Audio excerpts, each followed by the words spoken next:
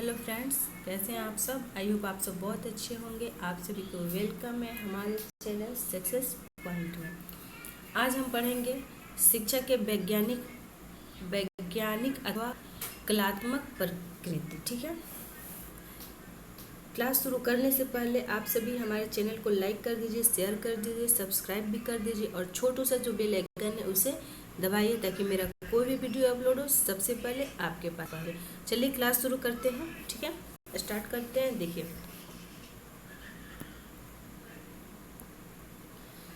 शिक्षा के वैज्ञानिक अथवा कलात्मक प्रकृति। ठीक है, देखिए विज्ञान अथवा कला। ठीक है, देखिए विज्ञान, शिक्षा विज्ञान है अथवा कला भी है। यह निश्चित करना अत्यंत जटिल है। प्रश्न उठता है कि शिक्षा को हम विज्ञान के श्रेणी में रखें अथवा कला के श्रेणी में। कुछ शिक्षार्थियों शिक्षा को विज्ञान मानते हैं और कुछ उसे कला के रूप में स्वीकार करते हैं, परंतु अधिकांश शिक्षार्थी शिक्षा को न तो विशुद्ध ज्ञान मानते और न ही विशुद्ध कला। इसके अनुसार शिक्षा विज्ञान अथवा कला दोनों ही है। सामान्यतः हम विज्ञान उसे कहते हैं जिसे कुछ निश्चित नियम होते हैं तथा उसके साथ समय, स्थान अथवा व्यक्ति भेद से कोई अंतर नहीं आता। इस प्रकार विज्ञान का उद्देश्य सत्य की खोज और तथ्यों का निरूपण करना है, जिसमें नियम दृढ़, अटल और अपरिवर्तनशील होती है। यदि शिक्षा को देखा जाए तो इस उद्देश्य पाठ्यक्रम, शिक्षण विधि आदि में भी नियमों का निर्धारण किया जाता है और इन नियमों को निर्धारित हेतु वैज्ञानिक विषयों का सहारा लिया जाता है। अतः शिक्षा को विज्ञान के अंतर्गत माना जाता है, परंतु शिक्षा को विशुद्ध ज्ञान नहीं कहा जा सकता, क्योंकि ज्ञान के नियमों की तरह इसके नियम तथा सिद्धांत अपरिवर्तनशील और जटिल नहीं है। ये देश काल, परिस्थिति और व्यक्तिगत भिन्नताओं के अनुसार बदलते रहते हैं। ज्ञान के प्रयोग से सामर्थ्य परिणाम प्राप्त करने की कला है। कला का अर्थ व्यवहारिक कुशलता से है। दूसरे शब्दों में हम कह सकते हैं कि विज्ञान कार्य को सिखाता है और कार्य को व्यवहार में लाना है। पर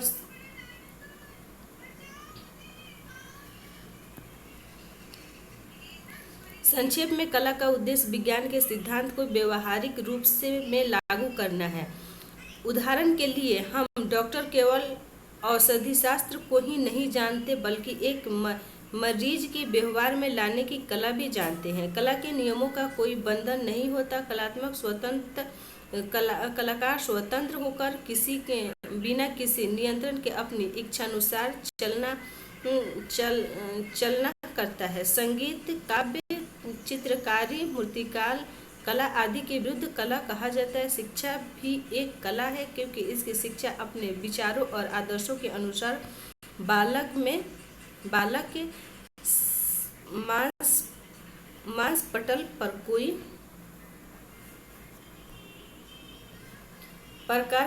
प्रकार के विचारों का अंकित करते हैं। ठीक है, ये तो हो गया।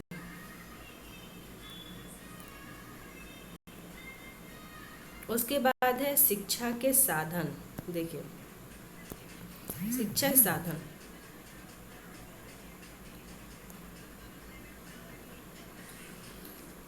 शिक्षा के अधिकरणों का अर्थ। ठीक है, अधिकरण या साधन अंग्रेजी शब्द का हिंदी रूपांतर है। ठीक है,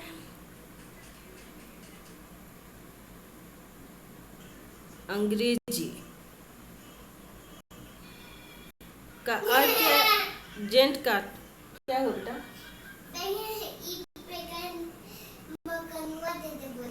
ठीक है, हमारा अभिप्राय उस व्यक्ति से, वस्तु से होता है जो कोई कार्य करता है या प्रभाव डालता है। अतः शिक्षा के अधिकरण के वे तत्व, कारण, स्थान या अस्थायी है जो बालक पर शैक्षिक प्रभाव डालते हैं।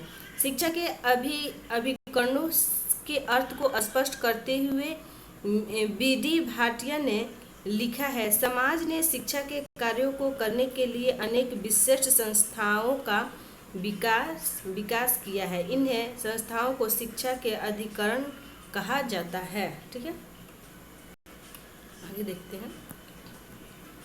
शिक्षा के अधिकरणों का वर्गीकरण। शिक्षा विचारकों ने इस संस्थाओं कारकों या तत्वों का वर्गीकरण भिन्न भिन्न प्रकार से किया है। मुख्य वर्गीकरण इस प्रकार है। सक्रिय और निष्क्रिय अभिकरण। देखिए, शिक्षा के सक्रिय अभिकरण के घर या परिवार, विद्यालय, धार्मिक संस्थाएं, समाज, राज्य, क्लब, समाज,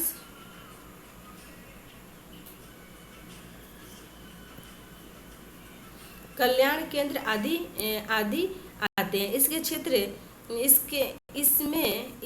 इनमें शिक्षा देने वाले और शिक्षा प्राप्त करने वाले में प्रत्यक्ष क्रिया प्रतिक्रिया होती है। दोनों एक दूसरे पर क्रिया प्रतिक्रिया करते हैं। इन प्रकार दोनों के आचरण के रूपांतरण होता है। इस क्रिया प्रक्रिया के फलस्वरूप शिक्षा की प्रक्रिया अग्रसर होती है। ठीक है। देखिए, शिक्षा के निष्क्रिय अभिकरणों में वे साधन आते हैं जिसका प्रभाव एक तरफा होता है। इस प्रक्रिया में एक पक्ष सक्रिय होता है और दूसरा निष्क्रिय। ये अभिकरण इस अर्थ में सक्रिय है क्योंकि वे दूसरे को प्रभावित करता है। ठीक है, क्या करता है? दूसरे को प्रभावित करता है, पर स्वयं दूसरों को प्रभावित नहीं करते हैं। उन्हें स्रोत, दर्शन या पाठक के सक्रिय होता है। इसमें उन सीखने वाले के सिखाने वाले पर कोई प्रभाव नहीं पड़ता है। इस कारण उनके सक्रिय कहा जाता है। इन अभिकरणों में रेडियो, टेलीविजन, चलचित्र, समाचार पत्र, पत्रिकाएं आदि आते हैं। ठीक है। व्यवसाय तथा अव्यवसाय अभिकरण। ठीक है। ब्राउन महोदय ने शिक्षा के अभिकरणों को औपचारिक या स्विधिक, अनौपचारिक या विविधक या सहज, व्यावसायिक तथा व्यावसायिक में बांटा है। ठीक है। व्यावसायिक अभिकरणों का उद्देश्य व्यावसायिक होता है। इसके शैक्षिक कार्यक्रम निश्चित दृष्टिकोण से आयोजित किए जाते हैं। इनमें प्रेस, रेडियो, टेलीविजन, फिल्म, पत्र, पत्रिकाओं, नाटक आदि का स्थान प्राप्त है।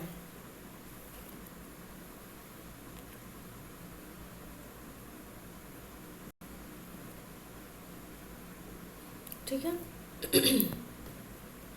देखिए, स्थान प्राप्त है। व्यावसायिक अभिकरणों का उद्देश्य न तो व्यावसायिक होता है और न ही उसका शिक्षा के लिए आयोजित किया जाता है। इसके उद्देश्य सामाजिक या समाज सेवा होता है, जिसमें खेल, क्लब, समाज कल्याण केंद्र, प्रौढ़ शिक्षा के केंद्र, स्काउटिंग एवं गर्ल गाइड, ठीक है, संगठन आदि होता है। वे अभिकरण अपने कार्यक्रमों में भाग लेने वाले के ज्ञान की वृद्धि करते हैं, साथ ही उनके समाजीकरण की महत्वपूर्ण भूमिका अदा करते हैं। ठीक है। औपचारिक तथा अनौपचारिक अभिकरण। शिक्षा के औपचारिक या सुविधिक अभिकरण एक निश्चित योजना के अनुसार होता है। इसका प्रयोग बालक के आचरण को रूपांतरित करने के लिए किया जाता है, जिसके निश्चित नियम होता है और इसके देखभाल विशिष्ट व्यक्तियों द्वारा की जाती है। ट्यूबी के शिक्षा के औपचारिक अभिकरणों को शिक्षा की सभिप्राय विधियां कहा है। इसके अंतर्गत विद्यालय का महत्वपूर्ण स्थान है। क्या स्थान है देखते हैं। ठीक है। शिक्षा के अनौपचारिक या विधिया का सहज अभिकरणों का विकास स्वाभाविक रूप से होता है। इन्हें न तो कोई निश्चित करना होता है और न ही कोई निश्चित नियम से होती है। ये बालक के आचरण पर रूपांतरण करते हैं, पर रूपांतर की प्रक्रिया अज्ञात, अप्रत्यक्ष, सहज और आकस्मिक रूप से होती है। इससे अंतर्गत परिवार, धर्म, समाज, राज्य, रेडियो, समाचार पत्र, खेल के मैदान, दल, गुट, युवक समूह आदि आते हैं। ड्यू के अनुसार देखिए, शिक्षा के अनौपचारिक के अभिकरणों को औपचारिक अभिकरणों की अपेक्षा अधिक महत्व दिया गया है। लिखा है, बालक दूसरों के साथ रहकर अनौपचारिक ढंग से शिक्षा प्राप्त करता है और साथ ही रहने की प्रक्रिया की शिक्षा देने का कार्य करते हैं। यह प्रक्रिया अनुभव को विस्तृत करते हैं और कल्याण की प्रेरणा देती है। यह कथन और विचार में शुद्धता और जीवता लाती है। ठीक है।